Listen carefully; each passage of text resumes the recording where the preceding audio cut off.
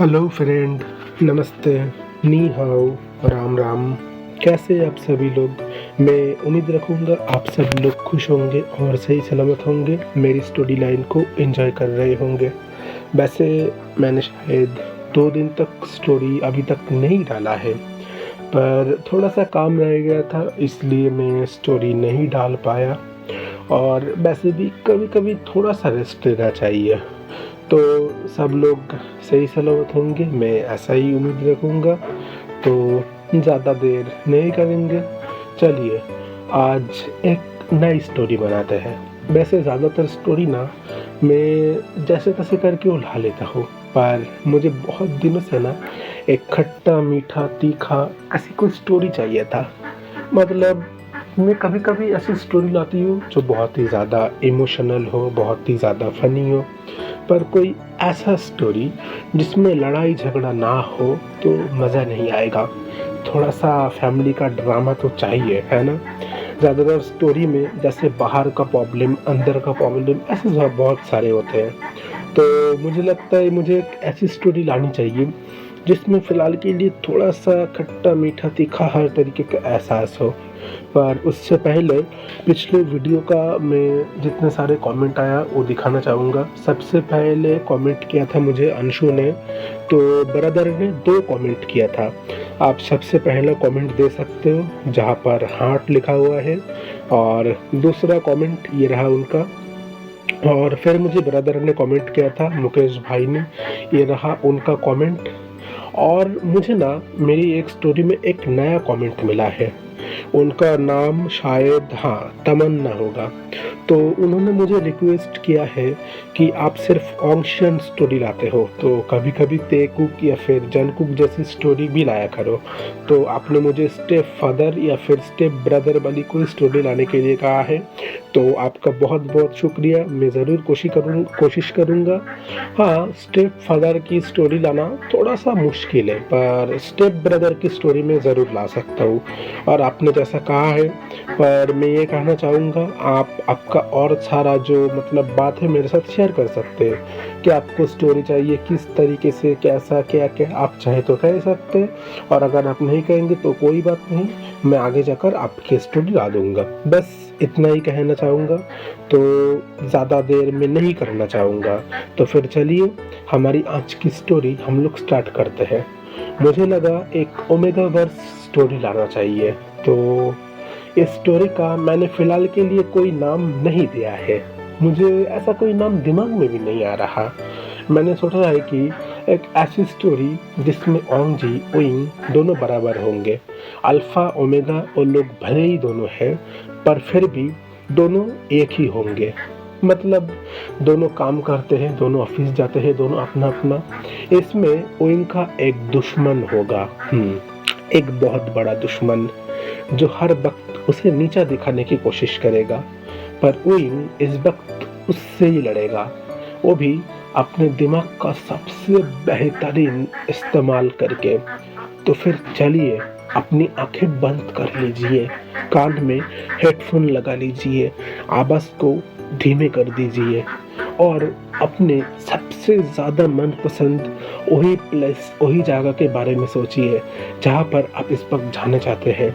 तो फिर हमारी उस जर्नी को हम लोग स्टार्ट करते हैं चाइना के एक बहुत ही दूर का गाँव, जहाँ पर बहुत बहुत सारे पहाड़, जंगल, कहीं-कहीं पर एप्पल, कहीं-कहीं पर जुजुबी का पेड़, ठंड जहाँ पर बर्फ गिर रहा हो। एक छोटा-सा गाँव जहाँ पर के लोग इस वक्त खेती-बाड़ी कर रहे होंगे। वहीं पर शायद हमारा मेन कैरेक्टर ओंगजी और उइंग दोनों अपने काम कर रहे होंगे। वो लोग शायद यहाँ पर घूमने आए होंगे या फिर कुछ और करने। क्या होने वाला है आगे? आखिर दोनों इस गाँव में आ ही तो गए, पर इस गाँव से कैसे बाहर निकालेंगे ये दोनों को? क्या हो सकता है उन लोगों के साथ? क्या ये स्टोरी में उइंग अपने दिमाग से लड़ेगा या कुछ और कर सकता है? अगर कोई पर्सन कह ही उठे कि ओमेगा के काम के अंदर अल्फा को नहीं आना चाहिए, तो क्या तुम इस बात का फ़ायदा उठा सकते हो? अगर कोई पर्सन तुम्हें अगर ये बात कहे कि हमारा मामला है, इसमें तुम मत आओ, तो इस बात का भी क्या फ़ायदा उठाया जा सकता है? मैं कहूँगा ज़रूर, ज़रूर जा सकता है। बस उसके लिए एक छोटा-सा दिमाग चाहिए। कोई अगर पीछे रहना चाहते हैं, तो उसे पीछे ही रखना चाहिए। उसे आगे आने की बिल्कुल भी ज़रूरत नहीं है। तो चलिए हमारी आज की स्टोरी स्टार्ट करते हैं। हम देखते हैं इस वक्त एक ऑफिस का सीन। उइंग और ओंग जी दोनों पास बैठ के ऑफिस में अपना काम कर रहे हैं। ओंग जी एक अल्फा जिसकी उम्र अभी 27 साल, उइंग एक ओमेगा जिसकी उम्र अभी सिर्फ 22 साल है। उइंग ओंग जी के पास बैठ कर कह उठा, तू कब तेरे मॉम को हमारे रिश्ते के बारे में बताएगा? देख, मेरे घर वालों से मुझे बार बार प्रेशर मिल रहा है कि उइंग अगर तुझे कोई पसंद है तो उससे शादी कर, और अगर पसंद नहीं है तो हम लोग जिस लड़के से, जिस अल्फा से तेरी शादी करवाना चाहते हैं उसके साथ शादी करने के लिए तो राजी हो जा। ओंग जी देख, मैं तुझे लास्ट बार के लिए कह रहा हूँ, अपने मॉम डैड से जाकर तेरी और मेरी बात कर। मैं और वेट नहीं कर सकता, ठीक है? ओंग जी उइंग को देख कर कहा, बनी थोड़ा थोड़ा टाइम देते तो अच्छा नहीं होता? उइंग कहता, देख मैं तुझे आज आखिरी बार कह रहा हूँ, अगर तू मुझसे शादी नहीं करेगा तो याद रखना, मेरे पीछे ना अल्फा की बिल्कुल भी कमी नहीं है, मुझे और बहुत सारे अल्फा मिल जाएगा। अब तू क्या चाहता है, तू बता। ओंग जी उइंग को थोड़ा देख रहा है। असल में ना ये बेचारा बचपन से ही बहुत ही भोला भाला सीधा साधा लड़का है। इसने पढ़ाई किया है, फिर अभी जाकर एक नौकरी मिला, नौकरी में एकदम मस्त है। कॉलेज में ही उसकी मुलाकात ओंग से हुआ था। ओंग तब जूनियर था और ओंग जी सीनियर। ओंग जी ने कभी भी किसी को रैगिंग करने की सोचा नहीं, बस जब वो लास्ट ईयर में था उसके दोस्तों ने उसको बताया, ओंग जी चल ना, कॉलेज से तो ड्रॉप आउट हो जाएंगे, फिर तो तू नौकरी के लिए चला जाएगा, अरे एक बार तो किसी का रैगिंग कर लेते, चल ना ओंग, चल चल ओंग जी प्लीज़। ओंग जी कहता, देख दोस्त, मुझे इस चीज़ में मत ढकेल, अगर मॉम डैड को पता चल गया तो मॉम डैड मुझे छोड़ेंगे नहीं, प्लीज़ इस सब में मुझे मत घसीट प्लीज़। उसके दोस्त लोग कहने लगे, अरे ओंग जी क्या होगा, हम सब लोग अल्फा है, चल ठीक है। सबसे पहले ना कोई कमज़ोर दुबला पतला ओमेगा को देखता है, उसको ही हम लोग तंग करेंगे, ठीक है? ओंग जी अपने दोस्तों के पूरी तरीके से खिला दे, उसे ये सब रैगिंग बैगिंग कुछ भी करना पसंद नहीं। ओंग जी एक जगह चुपचाप खड़ा हुआ है, वहाँ पर से एक ओमेगा आ रहा है। इस ओमेगा की हाइट ज़्यादा नहीं है, थोड़ा कम ही है, इसको देखकर भी तो मासूम लग रहा है। ओंग जी के दोस्त क्रिस ओंग जी के पास आकर कह उठा, ओंग जी चल इसको रैगिंग करते हैं, तू मैं और शुयंग हम तीनों जाएंगे इस ओमेगा के पास, इसको ऐसा डराएंगे, इसको पहले दिन में ही कॉलेज का मज़ा आ जाएगा। ओंग जी कह उठा, अरे छोड़ो ना, क्या ज़रूरत है ये सब? क्रिस कह उठा, बिल्कुल नहीं, आज इसे ऐसे डराएंगे। अभी उइंग वहाँ से चलकर कॉलेज के अंदर आने ही वाला है, उसके सामने 3 अल्फा आ गए। ओंग जी जिसे देखकर पता चल रहा है ये बहुत ही मासूम भोला भाला और सीधा साधा अल्फा है, ये ज़्यादा लड़ाई झगड़ा कुछ करना पसंद नहीं करता, इसे ये सब पसंद भी नहीं है। अभी उइंग उन तीनों को देखकर कह उठा, आप लोग कौन हो और मेरे सामने ऐसे क्यों हो? क्रिस उइंग को देखकर कह उठा, हम लोग तुम्हारे सीनियर हैं, तुम्हें पता है ना रैगिंग किसे कहते हैं? ओए लड़के, तुझे पता है रैगिंग क्या होता है? उइंग उन लोगों की ओर मासूम भरी आंखों से देखकर कह उठा, नहीं, आप लोग कौन है, प्लीज़ मुझे जाने दीजिए ना। क्रिस उइंग को थोड़ा और डराने के लिए कह उठा, तुझे पता नहीं, हम लोग इस स्कूल के बॉस है, बॉस, और हम लोगों के सामने तुम झुक कर रहोगे।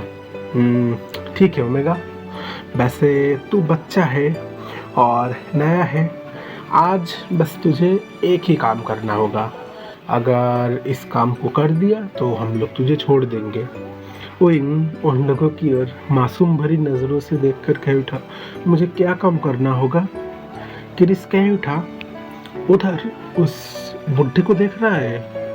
ओइंग जैसे ही उस ओर देखा, वो तो प्रिंसिपल, पूरे 60 साल का बुढ़ा। उसे उसके गाल पर तुझे किस करना होगा, जो भी हो जाए। ओइंग कह उठा, पर वो तो एक बुढ़ा है। अभी क्रिस कह उठा, तो क्या हुआ? हमने कहा किस करना होगा, मतलब करना होगा। ओइन कह उठा, ठीक है, पर इसके लिए मुझे आप लोगों की एक छोटी सी मदद चाहिए। अभी क्रिस कह उठा, कौन सी मदद? ओइन कह उठा, मैंने तो किसी को किस किया नहीं, तो मैं थोड़ा कोशिश करके देखना चाहता था कि किस कैसे करते हैं। क्या एक बार चेक करके देख सकता हूँ, बस एक सूखा सा ही। अभी क्रिस कह उठा, ये कहाँ फंस गया? पहली बार किसी को रैगिंग कर रहा हूँ, वो भी एक पागल लड़के के हाथ में पड़ गया। ठीक है, जो करना है कर, पर ज़्यादा टाइम मत ले। उनका उठा, उनको बुलाइए ज़रा। ओंग जी का उठा, मैं? उनका उठा, हाँ आप। मैं बस थोड़ा देखना चाहता था कि असल में किस करते कैसे है। ओंग जी का उठा, तुम्हें कोई ज़रूरत नहीं है, ये सब रैगिंग बैगिंग छोड़ो, तुम घर जाओ।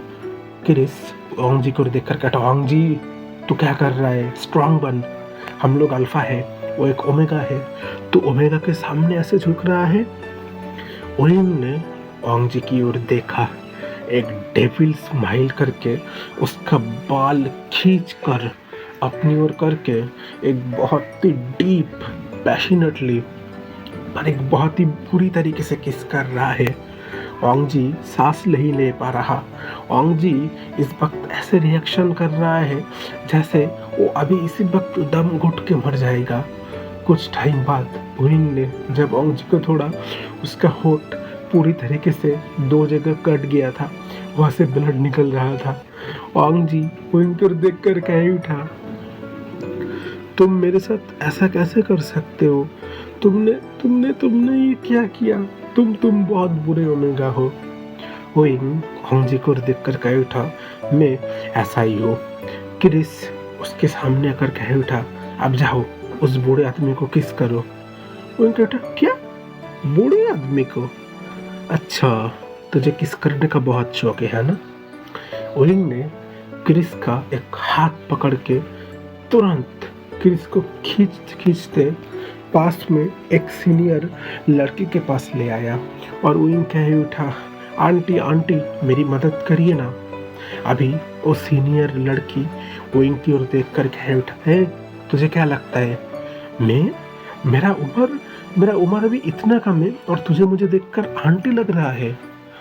अभी ओइंग मासूम भरी नजरों से देखकर कह उठा, नहीं आंटी, मैं कुछ ऐसा नहीं कहना चाहता था, पर इन भैया ने ही मुझे कहा कि आप एक 60 साल की उम्र की आंटी हो, आपको कुछ नहीं आता। अगर आपको वो पहली बार किस करेंगे तो कैसा कैसा बुरा फील हो सकता है। वो मुझे ऐसी बात कह रहे थे।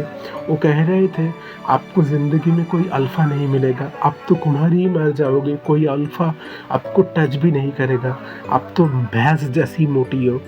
अभी वो लड़की क्रिस की ओर देख रहा है और कह रहा, क्या मैं पूरी ज़िंदगी भर कुमारी रहूँगी, मुझे कोई अल्फ़ा नहीं मिलेगा? बेटा हाँ, वो आपको ऐसे बद्दुआ दे रहे थे, कह रहे थे ऐसे भैंस जैसी मोटी को भला कौन अपनी लड़की देगा, भला कौन ऐसा अल्फ़ा है जो अपनी ज़िंदगी ऐसे बर्बाद करेगा आप जैसी मोटी ओमेगा के साथ शादी करके। वो लड़की क्रिस को देख कर कहता, तुझे आज मैं बिल्कुल नहीं छोड़ूंगा, तूने मुझे भैंस कहा, आज मैं तुझे दिखाऊंगा भैंस क्या चीज़ होता है। क्रिस डर के मारे वहाँ पर भाग उठा। ओंग जी दूर से ये सब देखकर जोर जोर से हंस उठा और कह उठा, ये ओमेगा इतना ज़्यादा चालाक निकलेगा, मैंने तो जिंदगी में कभी नहीं सोचा था। इसके दिमाग के अंदर इतनी सारी बत्तियाँ जलती है। ओइंग उन दोनों के सामने करके उठा, कैसा लगा? क्या आप दोनों को फिर से रैगिंग करनी है? आप चाहे तो कर सकते, पर मैंने तो सोच लिया है, नेक्स्ट ओ होगा। अभी ओंग जी दूसरी ओर देख रहा है, एक दूसरी लड़की की ओर। वो तो लड़ाई करता है अल्फाओं के साथ। ओंग जी कहता है, नहीं तुम गलत समझ रहे हो, देखो हम लोग किसी का रैगिंग वैगिंग कुछ नहीं करते, हम लोग तो रैगिंग ग्रुप में भी नहीं है, हम लोग तो बस मजाक कर रहे थे। तुम्हें क्या मुझे देखकर लगता है मैं किसी को रैगिंग कर सकता हूँ? ओइंग उन लोगों की ओर शांत भरी नजरों से देखा और समझ गया कि हाँ, ये लोग किसी को कोई रैगिंग वैगिंग कुछ नहीं कर सकते। ओइंग अभी अंदर अपने क्लासरूम के अंदर आ गया। पास में वहाँ पर ओंग जी है। ओंग जी ओइंग को ना ऐसे देख रहा है जैसे जिंदगी में किसी को ना देखा। वहाँ पर प्रिंसिपल आ गए, कह उठे, कुछ दिनों बाद यहाँ पर के थर्ड ईयर के सारे बच्चे ड्रॉप आउट होने वाले हैं, तो ये सारे जूनियर हैं, इन लोगों का तुम्हें ख्याल रखना होगा। हम देखते हैं ओइंग इस वक्त बाहर अकेले अकेले पैदल चलकर जा रहा है। अचानक उसके सामने पूरा एक अल्फा का ग्रुप आ गया। उसमें से एक लड़का उसके सामने आकर कह उठा, तो तुम फ्रेशर्स में से सबसे पहले में हो, है ना? तुम्हें वैसे बहुत अच्छा देखने को है, वैसे तुम चाहो तो हम तुम्हें ज़्यादा परेशान नहीं करेंगे, बस तुम्हें कुछ काम करना होगा। वो इनका उठा, बोलिए मुझे क्या काम करना होगा? अभी वो इनका क्या उठा, ज़्यादा कुछ नहीं, हमारे सीनियर बॉस बस उसके जूते तुम्हें अपनी जीभ से चाटना होगा, तो आज के लिए हम तुम्हें छोड़ दे सकते हैं। वो इनका उठा, बस इतना सही, ये तो मैं अभी कर दे सकता हूँ। वो इनने तुरंत अपने पैर के जूते खोल के उस लड़के के मुंह के ऊपर बहुत ही जोर से मारा। वो लड़का कह उठा, तुम्हारी इतनी हिम्मत, तुमने मुझे मारा, आज मैं तुम्हें बिल्कुल नहीं छोड़ूंगा। और इनने तुरंत अपनी पॉकेट से एक बंदूक निकाला और दे धनाधन दे करके उन तीनों चारों लोगों को ऐसी ऐसी जगह शूट किया ताकि वो सब लोग नीचे गिर जाए, किसी के हाथ में, किसी के पैर में। वहाँ पर पूरे 15 से 20 लड़के थे।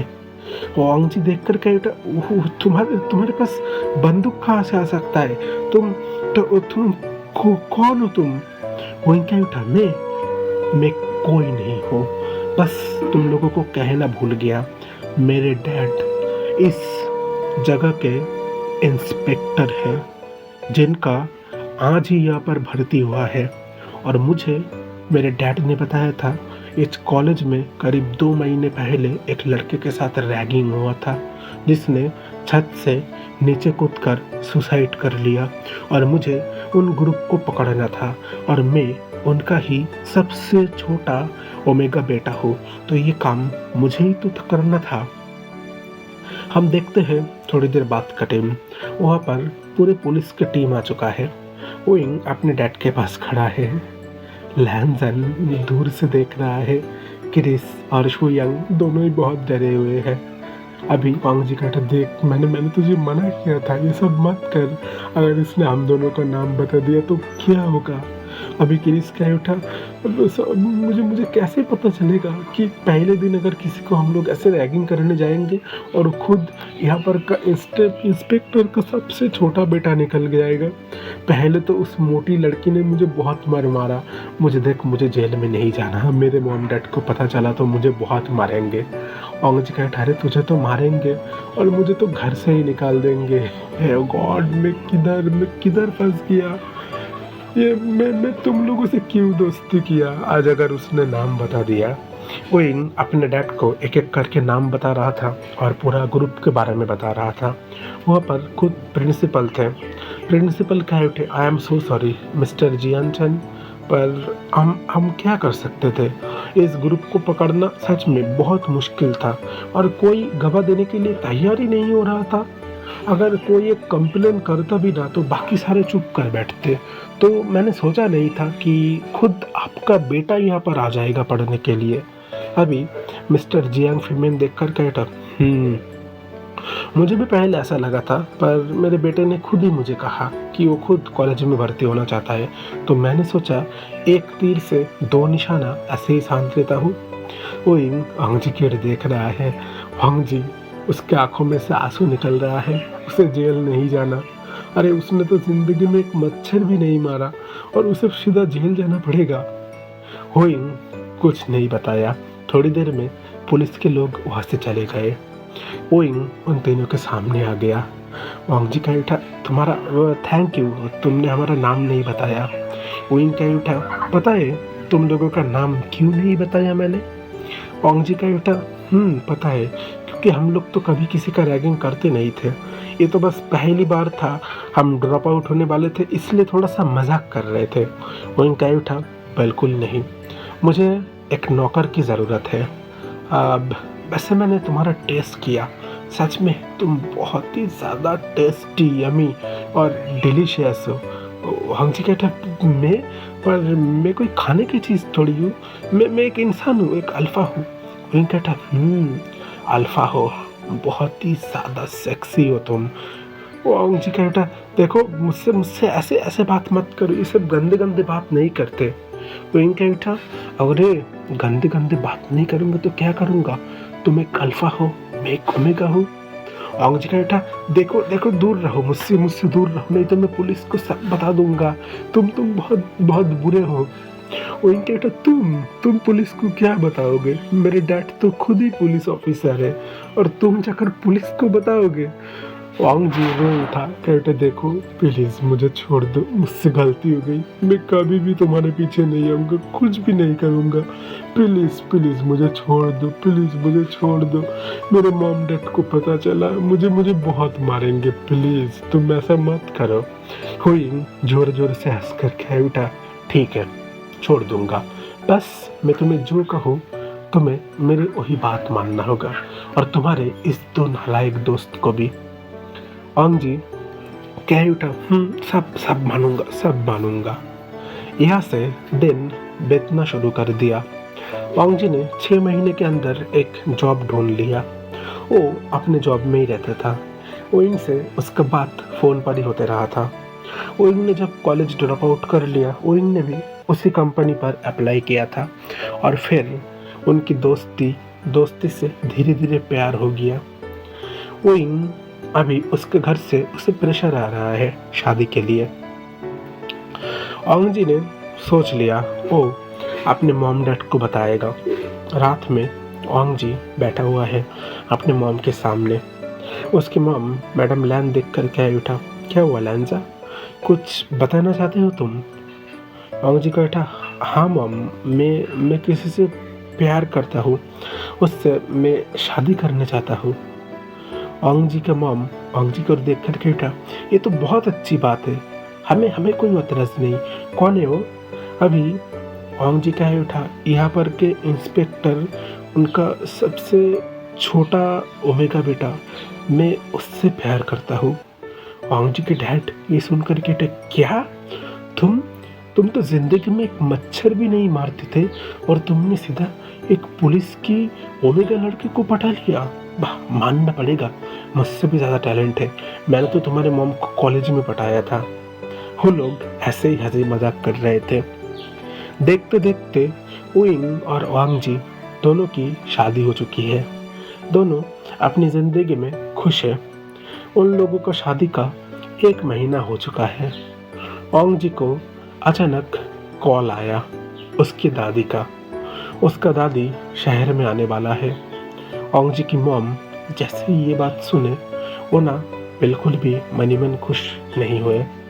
उन्हें पता है औंग जी का दादी अगर यहाँ पर आ चुका तो बहुत मुसीबत हो सकती है।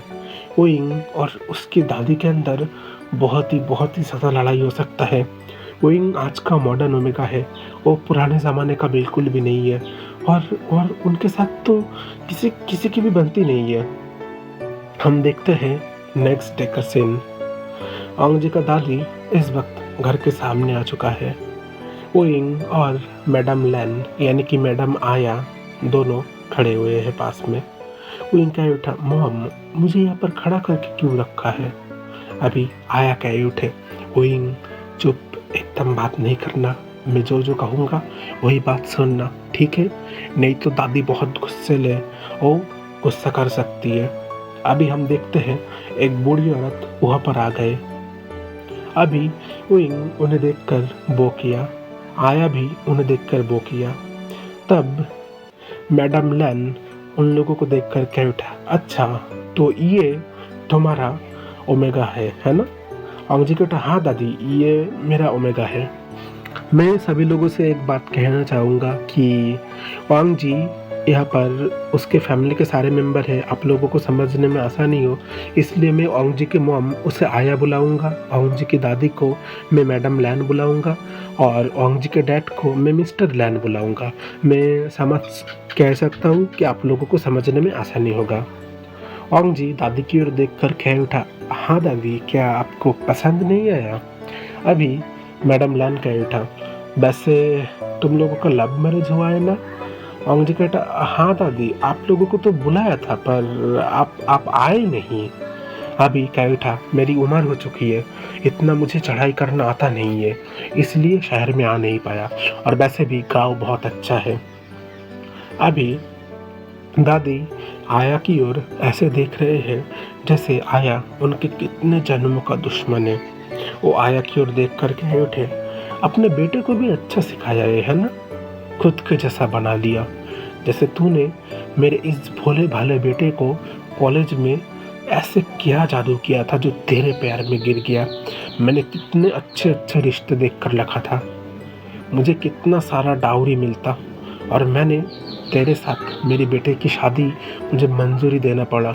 1 रुपया भी मुझे डाउरी में नहीं मिला, उल्टा मेरा इतना ज़्यादा नुकसान हो गया, और तूने तेरा बेटा का भी शादी इस ऐसे ओमेगा से कर पाया, डाउरी कितना मिला?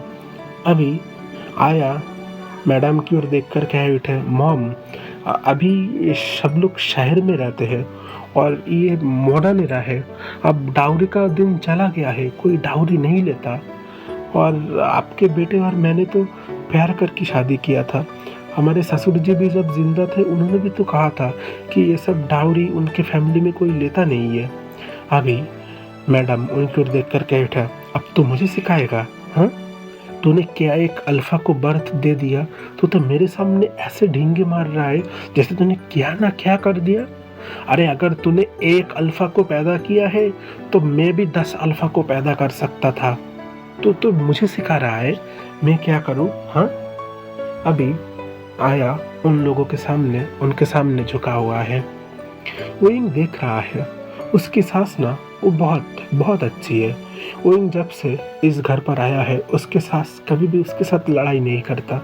उसके घर में उसके खुद के मॉम के साथ 10 बार लड़ाई होता है। उसके खुद का मॉम उसे 4 बजे उठाकर ट्रेनिंग करवाता था। उसका सास उसे कम से कम 6 बजे भी हो जाए तब भी उसे उठने के लिए नहीं कहता। उसका सास उसके सिर्फ मॉम नहीं, उसका दोस्त है, और उसकी सास को उसके सामने उनके सास डांटे ये ओइंग को बिल्कुल पसंद नहीं आ रहा। ओइंग आया की ओर देख रहा है। मैडम आया ओइंग की ओर देख कर कहता, ओइंग चुप रहे ना, एकदम बात नहीं करना, असल में इसमें मेरी गलती है। उनके बेटे मिस्टर लैन यानी कि तुम्हारे ससुर जब पहली बार शहर में आए थे पढ़ाई करने, तब मैं भी गांव से यहाँ पर आया था। हम दोनों एक ही कॉलेज में पढ़ते थे। जैसे तुम्हारी और लैनसन के प्यार हुआ था ना, उनका और मेरा भी। मैं लैनसन जैसा ही था, बहुत ही मतलब भोला भाला, मुझे इतना सब कुछ नहीं आता था, मैं भी सीधा साधा था। उन्होंने मुझे पहली बार प्रपोज किया था और फिर जाकर हमारा रिश्ता आगे बढ़ा। पर तुम्हें क्या बताऊँ, मेरी सास वो थोड़ा पहले के ज़माने के जैसे है। उन्हें अभी भी शादी में डाउरी चाहिए, फैमिली में अल्फा ही होना पड़ेगा, ऐसी बहुत सारी। मुझे जब शादी हुआ था वो मुझे बहुत टॉर्चर करते थे, नहीं मुझे मारते नहीं थे, पर ना मुझे मेंटली टॉर्चर करते थे। मुझे सुबह 4 बजे उठाकर बुद्धा मंदिर में ले जाते। मुझे वहाँ पर बहुत बहुत सारे कुछ अजीबोगरीब रिचुअल्स करना पड़ता था, इससे न कि अल्फा होगा। जब ओंग जी हुआ तब जाकर मुझे छूट मिला, और जब ओंग जी के डैड का यहाँ पर परमानेंट नौकरी हो गया फिर मुझे गांव ज़्यादातर जाना नहीं पड़ता था, और वो ज़्यादातर गांव में ही रहते थे, इसीलिए उनके सामने थोड़ा सा चुप करके रहना। विंग देखो, ऐसे ज़्यादा बात मत करना। विंग मन ही मन कह रहा है, देख बुढ़िया, अगर तूने मेरी सास को परेशान करने का कोशिश किया, मैं ये पूरी तरीके से भूल जाऊंगा कि तू मेरे सास का सास है। मैं तुझे इतना इतना ज़्यादा परेशान करूंगा, तू आज आया है तो कल ही यहाँ से चला जाएगा। ओइंग चुपचाप अंदर चला गया। लैंजन ओइंग अभी दोनों के साथ बात कर रहे हैं। अचानक मैडम वो आया की ओर देखकर कह उठा, क्या सिखाया तूने अपनी इस बहू, इस ओमेगा को? ये ओंजी का नाम क्यों ले रहा है? तुझे पता नहीं हमारे टाइम में हम लोग कभी भी अपना अल्फा का नाम नहीं लेते। अभी आया उनकी सास की ओर देखकर कह उठे, मॉम, असल में दोनों कॉलेज में एक साथ पढ़े बड़े हैं, दोनों एक साथ नौकरी करते हैं, इसलिए नाम लेना थोड़ा सा जायज़ है। और ओइंग अभी बच्चा है, उसका उम्र सिर्फ 22 साल है। अभी मैडम देखकर कहता, 22 साल में हमारे टाइम पे एक औरत का 10 बच्चा हो जाता था, और तू कहता है कि ये बच्चा है? हाँ, तुझे क्या लगता है आइंदा से उस अगर वो बिल्कुल भी ओंजी का नाम ना ले, और याद रखना अगर तेरे उस ओइंग को ओमेगा हुआ, अल्फा नहीं हुआ, तो उसे घर से निकाल देना। हमारे फैमिली को आगे बढ़ाने के लिए अल्फा की ज़रूरत है। ओइंग चुपचाप देख रहा है। तब रात का टाइम है।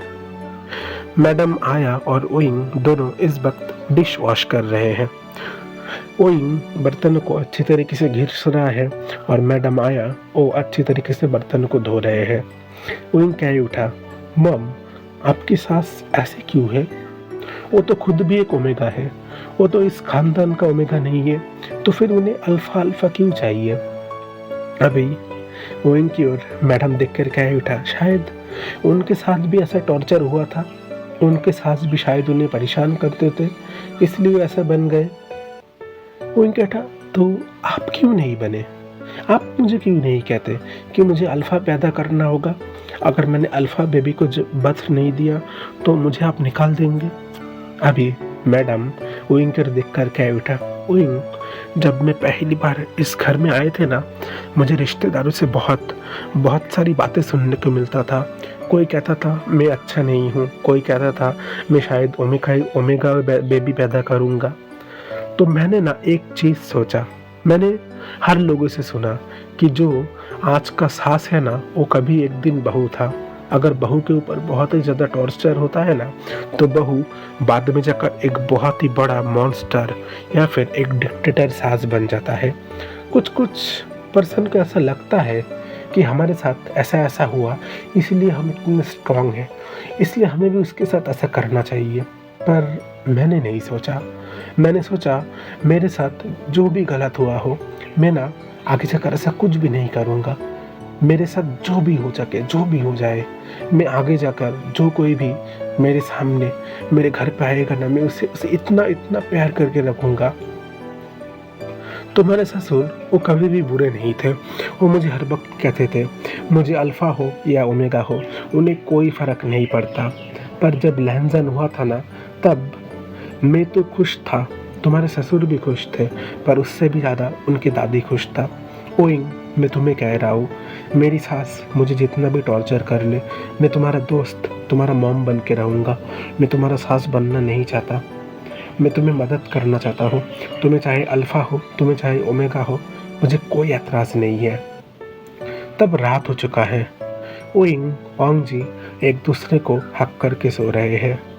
ओंग जी ओइंग के गालों पर एक किस कर कह उठा, मैंने कभी सोचा भी नहीं था, इस जगह का सबसे मशहूर इंस्पेक्टर, जिसके डर से यहाँ पर के सारे लोग कांपते हैं, उसका ही ओमेगा मेरे साथ लव मैरिज करेगा। और देखो ना, तुम सब लोग कहते हैं मैंने तुम्हें फंसाया है, पर मुझे तो खुद पता है, मैं खुद तुम्हारे हाथों फंस गया था। ओइंग कह उठा, अगर डराता नहीं तो क्या करता? तो मैं डराया, तब जाकर ही तो आज तुम्हारे बाहू के अंदर सोया हूँ। तुम्हें पता है, जब पहली बार मैं कॉलेज में गया था ओंग जी, मैं तुम्हें देखकर ही प्यार कर बैठा था। मुझे पता था कि तुम बहुत ही मासूम और भोले भाले हो, और मुझे डैड ने जिस ग्रुप के बारे में बताया था, उस ग्रुप में करीब 20 लोग रहते हैं, इसलिए मुझे तभी पता चल गया था कि तुम तुम नहीं हो सकते। पर तुम्हारे दोस्त को भी मैं कहूँ, मुझे कोई दूसरा काम दे सकता था किस करने का। और मैंने भी सोचा अगर किस करने का मौका मिला हो तो सबसे पहले तुम्हें देकर शुरू करूँ। ओंग जी कह उठा, पर बनी इस वक्त मुझे तुम्हें किस करना है, क्योंकि अब मेरा मन वही पहले कॉलेज वाला शरारत दिन में जा रहा है। वहीं कह उठा, देखो जितना दिन हो रहा है ना, तुम बहुत ही बदमाश होते जा रहे हो। तुम एक बार शुरू हो जाते हो तो रुकने का नाम नहीं लेते। ओंग जी कह उठा, आखिर तुम इतने डिलीशियस, टेस्टी और यमी जो हो। वहीं कह उठा, मेरा डायलॉग तुम मुझे दे रहे हो? ओंग जी कह उठा, बिल्कुल दे रहा हूँ, तुम्हारा डायलॉग मैं तुम्हें ही दे रहा हूँ, क्या नहीं कर सकता? वहीं कह उठा, पागल कहीं के, चलो सो जाओ। ओंग जी कह उठा, बिल्कुल नहीं, मैं नहीं सोऊंगा। हम देखते हैं सुबह का सीन। वहीं को ना उठने में थोड़ा सा लेट हो रहा है। उसके दरवाजे के ऊपर कोई बहुत ही जोर जोर से खटखट कर रहा है। तब 6 बज चुके हैं। विंग जैसे तैसे करके हो उठा वहाँ पर। तभी उसके सामने अभी उसकी दादी खड़ी हुई है। ओंग जी कह उठा, दादी आप यहाँ पर? अभी दादी कह उठा, तेरा ओमेगा किधर है? अभी ओंग जी कह उठा, उठ गया है, अभी थोड़ी देर में नीचे आ जाएगा। अभी कहते, ठीक है, उसे नीचे बुलाना। वहाँ पर सब लोग बैठे हुए हैं। ओइंग भी अचानक आकर डाइनिंग टेबल में बैठ गया।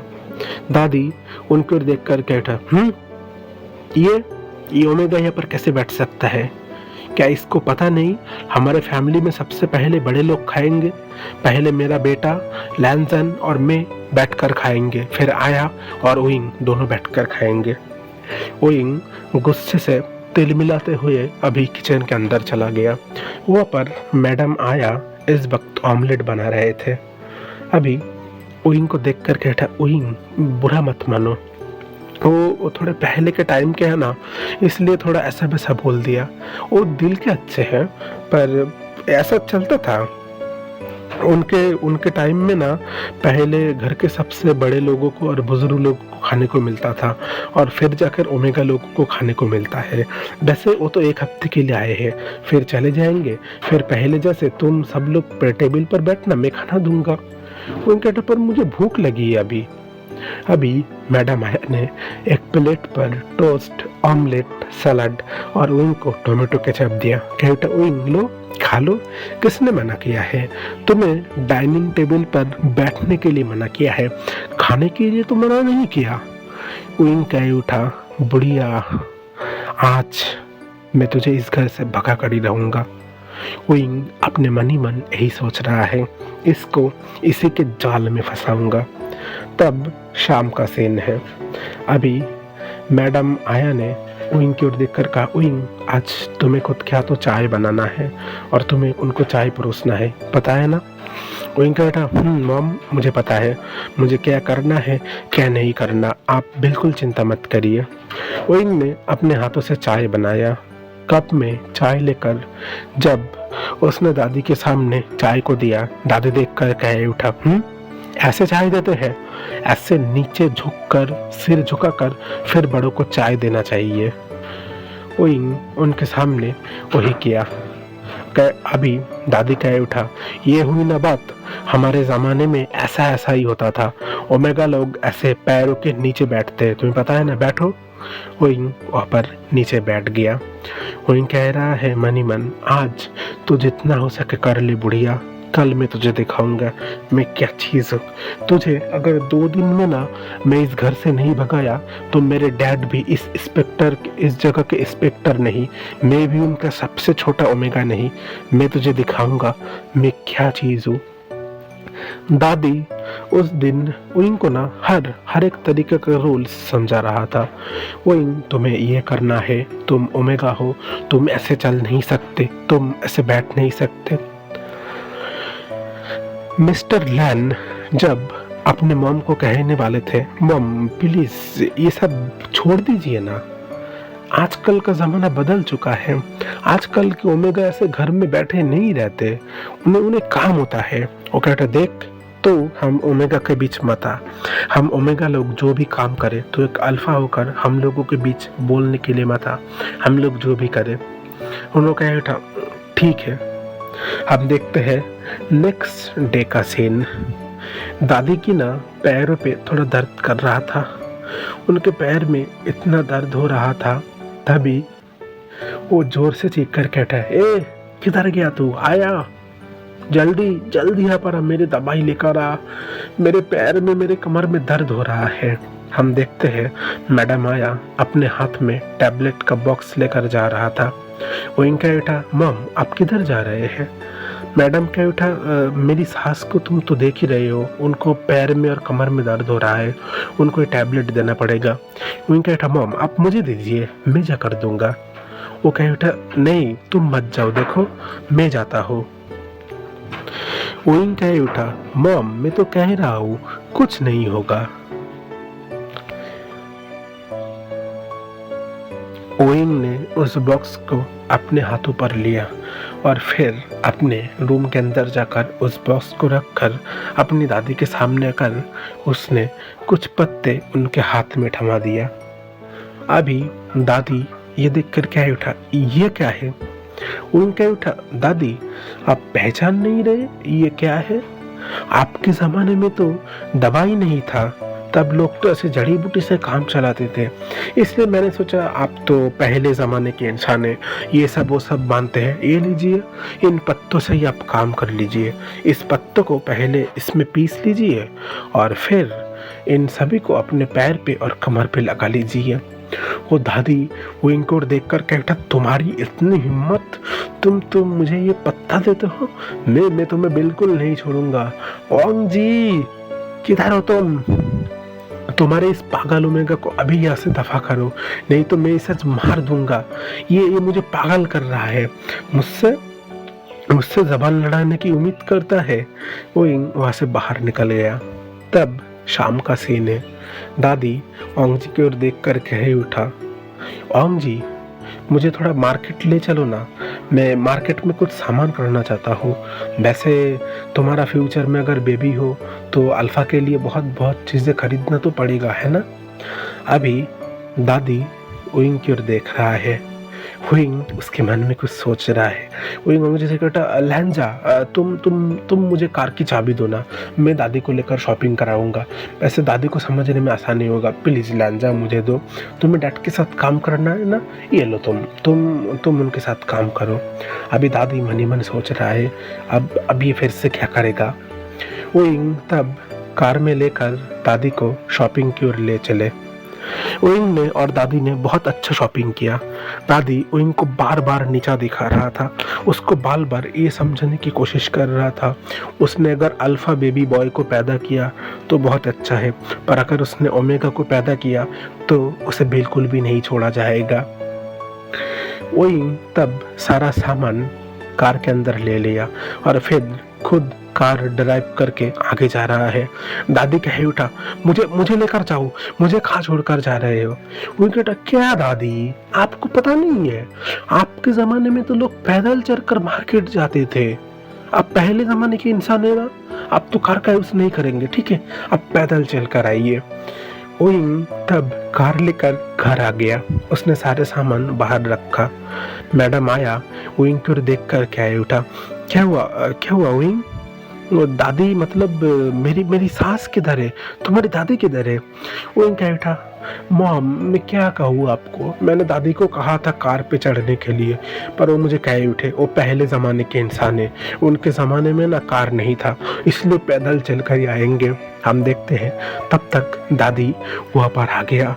कह उठा, तू बहुत बिगड़ गया है, मैं तुझे बिल्कुल नहीं छोड़ूंगा, मेरे बेटे के पास मैं शिकायत करूंगा, तूने मुझे आज इतना पैदल चलवाया। वो कहता, दादी आपने ही तो मुझे कहा था कि आप पहले ज़माने के इंसान हैं और आपके टाइम पे ऐसे ये नहीं था वो नहीं था, ठीक है आइए यहाँ पर बैठिए। अब दादी वहाँ पर बैठा, उन्होंने तुरंत पंखा को ऑफ कर दिया। अभी दादी कह उठा, पंखा ऑन कर, मुझे गर्मी लग रहा है। वो कहता, ये लीजिए। अभी उसके हाथ पे एक पंखा थमा दिया। दादी कह उठा, ये क्या है? वो क्या उठा, अरे दादी अब फिर से भूल गए, आपके टाइम पे तो पंखा नहीं था, तब ऐसे ही तो हवा खाना पड़ता था, लीजिए। दादी खुद हवा खा रहे हैं, वो खुद ही ना खुद के जाल में फंस गए। वो कह रहे उठे, बस एक बार मेरे बेटे को आने दो, इस ओमेगा को मैं पूरी जिंदगी के लिए इस घर से दफा कर दूंगा। और बहुत ही जोर से आया की ओर देख कर कह उठा, तू यहाँ पर मेरा मुंह क्या देख रहा है, जा मेरे लिए एक गिलास ठंडा पानी लेकर आ। अभी मैडम आया फ्रिज से एक गिलास ठंडा पानी गिलास में लेकर आ ही रहे थे, उन्होंने उस पानी को अपने हाथों से छीन लिया, खुद उस पानी को पीकर तुरंत पास के तालाब से एक पानी लेकर दादी के सामने रख दिया। दादी ने जैसे ही उस पानी को मुंह में दिया, वो पानी ठंडा तो था ही नहीं, उसके साथ उसका टेस्ट भी थोड़ा अजीब था। ऐसा नहीं कि उस पानी को पिया नहीं जा सकता। दादी कह उठा, ये क्या है? वो कह उठा, दादी अब बार बार भूल क्यों जाते हैं, आपके टाइम पे फ्रिज कहाँ पर था, और तब तो कल भी नहीं था। अब लोग तो ऐसे नदी से तालाब से पानी लेकर पानी पीते थे, तो मैं वही कर रहा हूँ। मैंने सोच लिया है, मैंने आपके लिए यहाँ पर एक छोटा सा मकान बनाऊंगा, वहाँ पर एक बिस्तर होगा, एक चादर होगा और एक हाथ में घुमाने वाला पंखा होगा। आप आज से ऐसे ही रहेंगे, क्योंकि आपके ज़माने में तो ये सब था नहीं। आपके ज़माने में जो जो चीज़ था मैं वो हर एक चीज़ लाऊंगा। और हाँ, आज से आपका टेलीविज़न देखना पूरी तरीके से बंद, आप कॉल पर बात नहीं कर सकते, आप हमेशा चिट्ठी भेजेंगे और टीवी देखने की कोई ज़रूरत नहीं। दादी वो इनकी ओर देख रहा है और कह रहा है, मैं तुझे बिल्कुल नहीं छोड़ूंगा, तो तू मुझसे जबान लड़ाता है। वो इनका कहता, दादी मैं आपसे कहाँ जबान लड़ा रहा हूँ, मैं तो वही काम कर रहा हूँ जो आपके टाइम पे था नहीं था। तब रात का टाइम है, दादी अभी वहाँ पर बैठे हुए हैं, वो इन किचन में है। अभी दादी बहुत ही जोर से चीख कर कह उठे, तुझे पता है आज तेरे इस ओमेगा ने और तेरे मैं क्या कहूँ, इन लोगों ने मुझे बहुत बहुत परेशान किया है। मिस्टर लैन कह उठे, मॉम देखिए, आप ओमेगा के बीच जो कुछ भी है मुझे इसमें मत घटिए, आप लोगों को जो करना है आप करिए, पर प्लीज़ देखिए मुझे मत करिए, आपको जो अच्छा लगे करिए, जो लगे नहीं करिए, प्लीज़। वो ना कुछ सुनने के लिए तैयार नहीं थे। वो इन दादी की ओर देख रहा है और एक डेविल स्माइल कर रहा है। वो शायद अपने मन ही मन कहना चाह रहा है, बुढ़िया तुझे मेरे हाथों से कौन बचाएगा। दादी मन ही मन सोच रहा है, मुझे कुछ करना ही होगा। हम देखते हैं तब रात का सीन। ओइंग इस वक्त एक एल्बम खोल रहा है। ये एल्बम ओंग जी के फैमिली का है, बहुत बहुत पुराना एल्बम है। यहाँ पर हर लोग इस एल्बम में बहुत सारे ऐसे सोल्जर का फोटो है जिसको हाथ से बनाया गया हो, बहुत सारी कहानी लिखा हुआ है। ओइंग एक कहानी पढ़ रहा है। वो लैंजन से कह उठा, लैंजन ये कौन है? अभी लैंजन कह उठा, ओ ये तो मेरे वही पूर्वज है, इनका नाम है लैन शुयांग और चिहाओ। तुम जो लैन शुयांग को देख रहे हो ना, मैंने सुना है, वैसे मैंने उन्हें देखा नहीं है, कि तब चाइना में ना तभी भी सरकार का रूल नहीं था, कल्चरल रूल था। तो वो एक सैनिक थे, जब वो जो युद्ध में मारे गए तो उनकी पत्नी ने उनके साथ ही आग में छलांग लगाकर वहीं पर मर गए थे। असल में वो इतना ज़्यादा प्यार करते थे उनसे, वो बहुत प्यार करते थे, तब से उनका नाम हमारी फैमिली में बहुत ही इज्जत से लिया जाता है। ये ज़्यादा नहीं, करीब 100 साल पहले होगा। तो चाइना में उस टाइम तब भी तो शायद राजा का ही रूल था। और जी विंग को दिखा रहा है, विंग मनी मन कुछ सोच रहा है। चलो, बुढ़िया को भगाने का तरकीब मुझे मिल गया। हम देखते हैं नेक्स्ट डे का सीन। दादी आज जैसे ही सोफा पर आकर बैठा है, विंग ने तुरंत एसी को ऑन करके फैन को चालू कर दिया। फिर एक गिलास ठंडा पानी दादी के सामने रखकर दादी के पैर के नीचे बैठ गया। दादी अपने मन ही मन सोच रहा है, आखिर इस ओमेगा को हुआ क्या ये सुधर गया, मेरे पैरों के नीचे बैठा हुआ है। शायद इसे पता चल गया होगा मैं क्या कर सकता हूँ क्या नहीं, इसलिए शायद पहले से ही डर गया। चलो ठीक है। ओइंग उनके ओर बैठ कर कह उठा, मैं आपसे माफ़ी मांगना चाहता हूँ। देखिए, मैंने ज़िंदगी में आपके साथ जो जो गलती किया है इस 2-3 दिन के लिए, उसके लिए मैं माफ़ी मांगना चाहता हूँ। असल में मैं बच्चा हूँ, आप मुझे जो भी पनिशमेंट देना चाहे दे सकते हैं। दादी कह उठा, मैं वही करूँगा। तूने तूने मुझे बहुत सताया है। कल तूने मुझे पैदल चलवाया, उस दिन मुझे एसी में भी थोड़ा सा रुकने नहीं दिया, मुझे मुझे ठंडा पानी भी नहीं दिया। तुझे तो सज़ा मिलना ही चाहिए। ओइंग दादी की ओर देखकर कह उठे, वैसे दादी, आप दादाजी से कितना प्यार करते थे? दादी कह उठा, प्यार? बहुत। उनसे मैं बहुत प्यार करता था। जब वो चले गए थे मुझे बहुत दुख हुआ था। वैसे उनका और मेरा अरेंज मैरिज ही हुआ था। मेरे घर वालों से मुझे बहुत सारी डाउरी मिला था, जो डाउरी आज भी है। मैं तो उन्हें बहुत बहुत याद करता हूँ। वहीं कह उठा, मैं भी आपको बहुत याद करूँगा। आप कितने अच्छे इंसान थे। दादी कहता, क्या कह रहा है तू? तू मुझे बहुत याद करेगा मतलब? और मैं कितना अच्छा इंसान था मतलब? मैं अभी भी जिंदा हूँ, मैं मरा नहीं हूँ। वहीं कह उठा, दादी आप मेरे साथ चलिए, मुझे एक जगह आपको ले जाना है। दादी कह उठा, किधर? वहीं कह उठा, दादी ये मेरी तरफ से आपके माफ़ी मांगने के लिए है। ये कहकर अभी ओइंग ने दादी को वहाँ पर ले आया। वो गार्डन का एरिया था, वहाँ पर कुछ लकड़ियाँ एक दूसरे के ऊपर थे। अभी ओइंग ने दादी को कहा, दादी आप यहाँ पर बैठ जाइए। दादी कहता, मैं यहाँ पर बैठ जाऊँ? ये क्या है? और लकड़ी को तूने तूने ऐसे क्यों बना कर रखा है? ओइंग कह उठा, दादी याद है आपके फैमिली में 100 साल पहले एक ऐसे पूर्वज थे जिनकी मौत के बाद उनकी ओमेगा ने उस जलती आग में अपने प्राण को दे दिया था। तो मैं भी तो जानता हूँ आप पहले ज़माने के इंसान हैं। मुझे लगता है आपके ज़माने का वही रिचुअल्स मुझे वापस लाना चाहिए। इसलिए आपको मैं इस लकड़ी के ऊपर बिठाकर फिर इसमें आग जला दूंगा और फिर आप ऊपर स्वर्ग जाकर दादाजी से मिल पाएंगे। मैं आपकी बहुत बहुत याद करूँगा। मैंने आपके साथ जो जो गलत काम किया है, प्लीज़ उसके लिए मुझे माफ़ कर दीजिए दादी, प्लीज़ माफ़ कर देना। आप बहुत खुश रहिए। दादी तुरंत उस लकड़ी से ऊपर उठ गए कि बेटा पागल हो चुका है तो मुझे जान से मारना चाहता है और कह रहा है कि पहले ज़माने का रिचुअल्स था। अरे पहले ज़माने में था तो पहले ज़माने में था, वो आज के टाइम पे तू क्या करना चाहता है? तू पागल हो चुका है। वो दादी को देख कर कहता, तो मैं भी तो इतने दिनों से आपको कहना ही चाहता हूँ, जो पहले ज़माने में था वो पहले ज़माने में था, आज के ज़माने में वो सब कुछ नहीं है। आप क्यों अपना ज़िद पकड़ के रखे हैं? हाँ, आपको अल्फ़ा चाहिए, अल्फ़ा चाहिए, ठीक है, आपको मैं अल्फ़ा दूंगा, पर उसके लिए आपको हेवन जाना होगा, क्योंकि पहले ज़माने में ऐसे बहुत सारी ओमेगा थे जो अपने अल्फ़ा के गुजर जाने के बाद गुजर जाते थे। तो फिर आप ज़िंदा क्यों हैं? आपको भी जाना पड़ेगा। अभी दादी कहता, देख मैं मेरे बेटे को कह दूंगा। उनके तो आप क्या कहोगे उनको? आपके बेटे को तो आपने खुद ही कहा था ये सब ओमेगा के बीच का मामला है। फिर मेरे ससुर तो कुछ नहीं कहेंगे।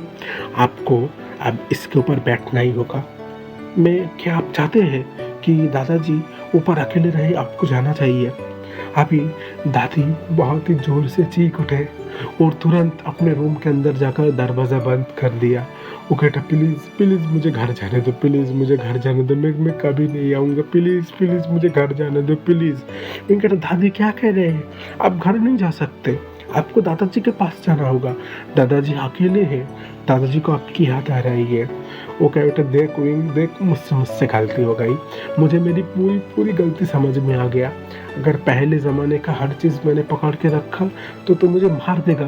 किसी दिन मुझे समुंदर में फेंक कर कहेगा, पहले ज़माने में तो नहीं थी, तब तैर के जाना पड़ता था। फिर मैं क्या करूँगा? देख वही मुझसे गलती हो गया, मैं कभी भी कुछ नहीं कहूँगा, प्लीज़ प्लीज़ वही मुझे माफ़ कर दो, मुझे माफ़ कर दो। वही क्या उठा, ठीक है मैं आपको माफ़ कर रहा हूँ, पर आइंदा से अगर आपने मेरी सास को परेशान किया तब याद रखना उन सास का भी एक ओमेगा है, जो ओमेगा आपको कितना ज़्यादा परेशान करते हैं। मैडम आया, दूर से देख रहा है और हंस रहा है। विंग विंग इतना ज़्यादा नटखट हो सकता है किसी ने सोचा नहीं था। उसने किसी को बिना बिना कोई खून बहाए ऐसे इस तरीके से उसको सीधा कर देगा, वो सोच भी नहीं सकते थे। दादी उसी दिन वहाँ से चले गए। जब लैनसन और मैडम मिस्टर लैन ऑफिस से आए थे, दोनों ने जैसे ही विंग से पूछा आखिर हुआ क्या है, वो कह उठे असल में कुछ नहीं, उन्हें घर जाना था। विंग कह उठा लैंजा वैसे मुझे भी कल से ऑफिस जाना है, चलो ना ऑफिस चलते हैं दोनों एक साथ। हम लोग देखते हैं पूरे 2 साल का सीन। विंग की गोदी में इस वक्त एक ओमेगा बेबी बॉय हुआ है। विंग बहुत खुश है। ये बच्चा ना पूरा लैंजन जैसा दिखता है। लैंजन विंग के पास बैठा हुआ है।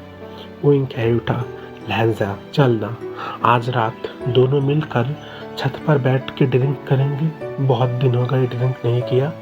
लैंजन कह उठा विंग तेरा दिमाग तो सही है, तुझे तुझे अभी 2 महीने हुए बेबी हुआ है और तू तू अभी ड्रिंक करने की बात कर रहा है। अभी विंग लैंजन के कान में धीरे कह उठा वैसे तूने बहुत दिनों तक मुझे टच नहीं किया, प्यार नहीं किया, आज रात थोड़ा करना। लैंजा कह उठा विंग तुम्हें डॉक्टर ने रेस्ट लेने के लिए कहा। अभी विंग कह उठा देख अगर तूने ज़्यादा बात किया ना, मैं मेरे डैड को बुलाऊंगा, मेरे डैड एक पुलिस ऑफिसर है, तुझे सीधा पकड़ के जेल में ले जाएंगे।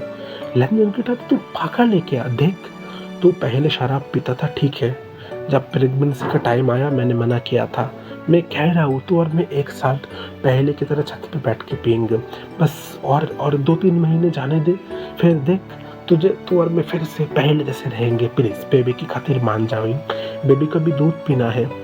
विंग कहता ठीक है। हम देखते हैं मैडम यू और जियांग फेमियन दोनों वहाँ पर अभी ओमेगा बेबी के लिए एक छोटा छोटा गिफ्ट लाए हैं। वहाँ पर यान ली और जीहन चैन भी आए हैं। वो लोग विंग को देखकर बहुत खुश रहे हैं। तभी विंग को पता चला दादी आया है। विंग अपने मन ही मन सोच रहा है अगर इस बार बुढ़िया ने कुछ करने की कोशिश किया तो इस बुढ़िया को मैं बिल्कुल भी नहीं छोड़ूंगा। दादी आज आए तो है पर उनके आंखों में कोई ईगो नहीं है, किसी को हर्ट करने का कोई तरीका नहीं है। उनके हाथों में एक गोल्ड का चेन है, वहाँ पर एक पत्थर का जेट पेंडेंट है। उन्होंने उस बच्चे के गले में उसे पहनाया और कहे उठा तुम ना बड़े होकर जो चीज़ बनना चाहो वही चीज़ बन जाओ, इसे में ही तुम्हारी भलाई है, तुम्हें जो बनना है तुम वही बनो, तुम्हें कोई मना नहीं करेगा, तुम्हें कोई कुछ नहीं कहेगा। दादी विंग की ओर देख कर कह उठा विंग तुझे लगता है मैं बहुत बहुत बुरा हूँ, तुझे लगता है मैं अच्छा नहीं हूँ है ना, मैं अपनी बहू को बहुत तंग करता था, पर तुझे पता है मैंने क्यों उसे शहर में भेजा, ताकि उसे ना उस फैमिली से छुटकारा मिल जाए। तब मैं पढ़ाई लिखाई करता था, मुझे बहुत शौक था डॉक्टर बनने का, पर मैं बन नहीं पाया। जब मेरे बेटे को मैंने कॉलेज में भेजा, आया के साथ उसका प्यार हुआ, वो जब घर पर आया था ना, मेरी भी सास थी तब, मैं उनके मुंह के ऊपर कुछ कह नहीं सकता था, इसलिए मैं आया को ऐसा दिखाता था मैं उसे पसंद नहीं करता, और फिर मैंने उसे जानबूझ के शहर भेज दिया ताकि वो खुश रह पाए। मैं ना उसके सामने कभी नरम होने की कोशिश नहीं करता था, अगर मैं उसके सामने कभी पिघल गया।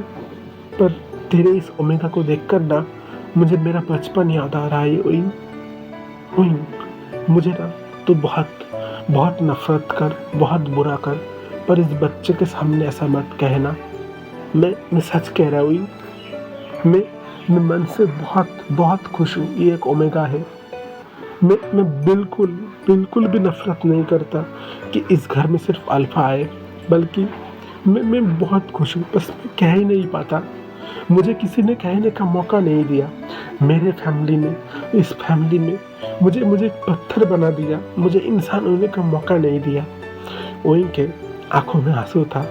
विंग जिसको गलत समझ रहा था वो असल में गलत नहीं है। उन्हें गलत बनना पड़ा, उनका भी तो शौक था। दादी ने तुरंत ओइंग को कहा, ओइंग तुझे पता है, जब मैं यहाँ पर शादी करके आया था ना, मेरे डैड ने बहुत डाउरी दिया था। वो डाउरी इसलिए नहीं दिया था कि देना पड़ता है, बल्कि इसलिए दिया था अगर वो मुझे डाउरी देंगे तो इस फैमिली में कोई मुझे कुछ कह नहीं पाएगा। तुझे पता है एक ओमेगा अगर बिना डाउरी में ससुराल आए तो उसे कितने ताने सुनने पड़ते थे। अगर मैं बिना डाउरी के आता था, मेरी सास से मुझे कितना सुनना पड़ता था। पर मैंने तेरी सास को कभी भी नहीं कहा। मैं दूसरों के सामने ऐसे दिखाता था कि मैं बहुत गुस्सा हूँ, पर अंदर से मैं कितना खुश होता था तुझे पता है। तुम्हें शायद नहीं पता। वो कह उठा, आई एम सो सॉरी दादी, मुझे पता नहीं था आपके अंदर इतना दुख है, इतना कष्ट है। वो कह उठा, कोई बात नहीं, पर तेरे इस ओमेगा बेबी बॉय को ना, ये जो बनना चाहे उसे वही बनाना। पैसे की तू बिल्कुल चिंता मत कर, तू खुद काम करता है, मेरा बेटा काम करता है, मेरा पोता काम करता है, पर उससे भी ज़्यादा तेरा ये दादी काम करता है। क्या देख रहा है?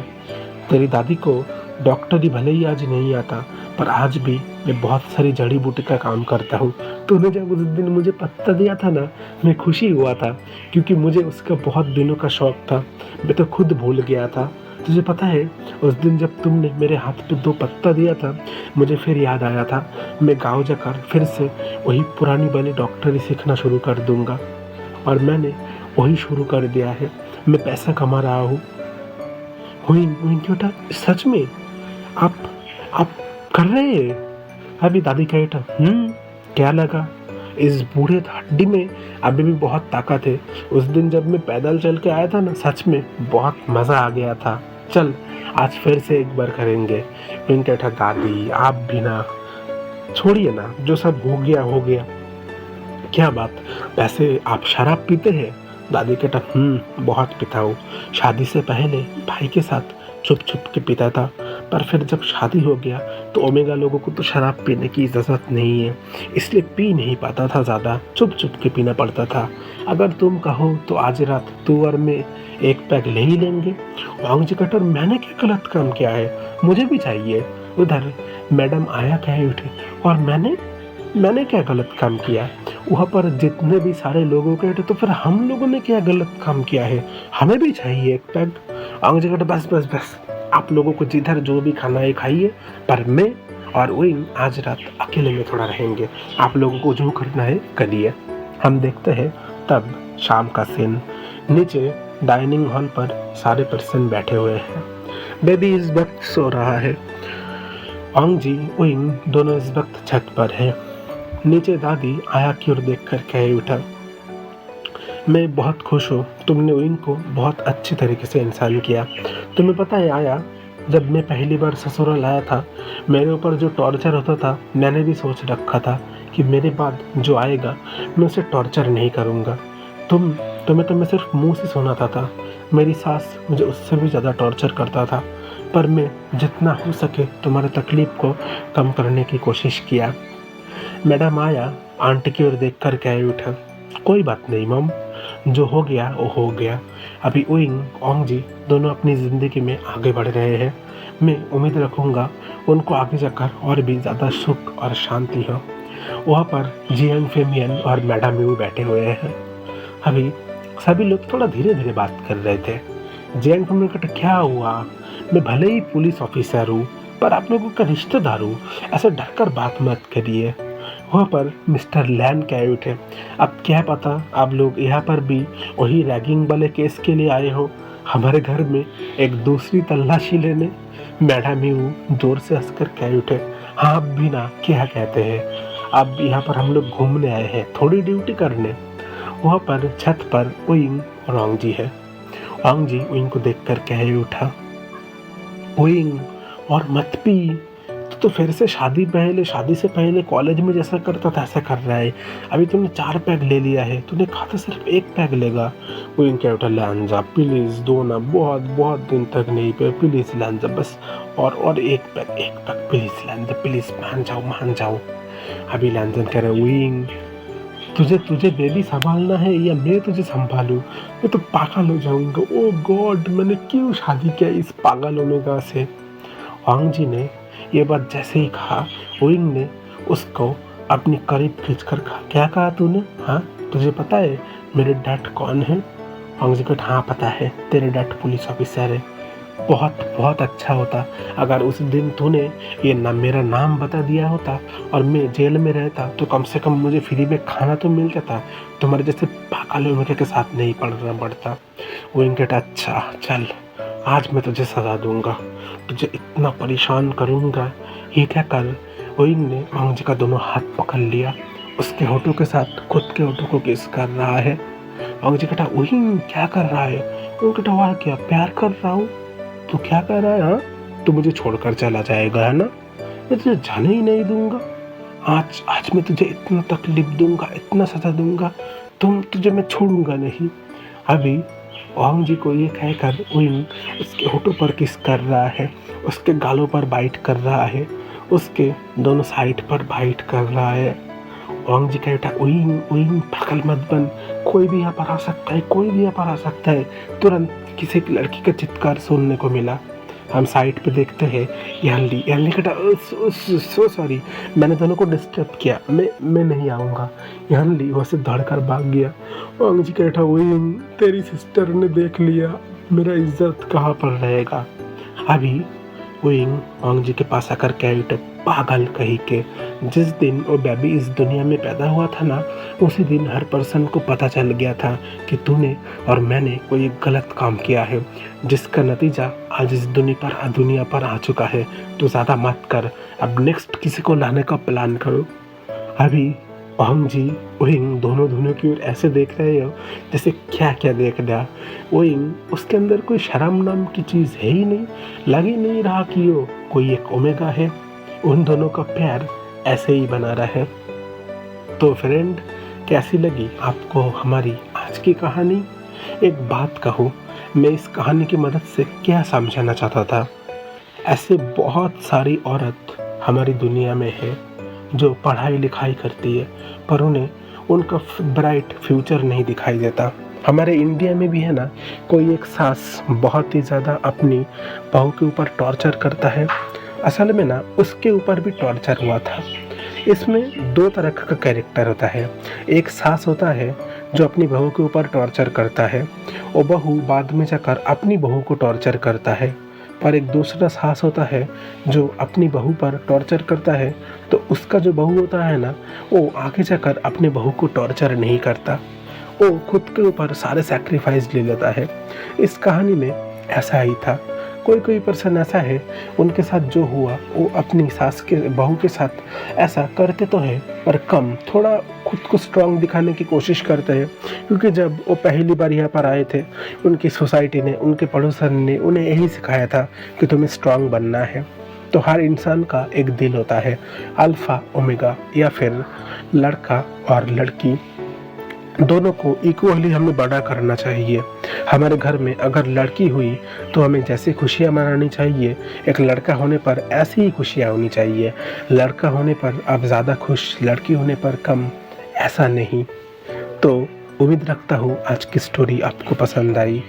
ब्रदर ने मुझे जैसा कहा था एक तेकुक वाली स्टोरी लाने के लिए, तो उन्होंने जो रिक्वेस्ट किया था वो आप यहाँ पर देख सकते हैं। मैं ऐसी लाने की कोशिश करूँगा। आप लोगों का कोई भी तरीके का कमेंट हो आप कर सकते हैं, आपके लिए कमेंट बॉक्स पूरी तरीके से ओपन है। वीडियो अच्छी लगे तो प्लीज़ एक लाइक कर देना, और क्या, चैनल पे नए हो तो सब्सक्राइब कर दीजिए, अपने प्यारे से कमेंट कर लीजिए। सब लोग खुश रहिए, सही सलामत रहिए। मिलते हैं नेक्स्ट एपिसोड में, तब तक के लिए राम राम।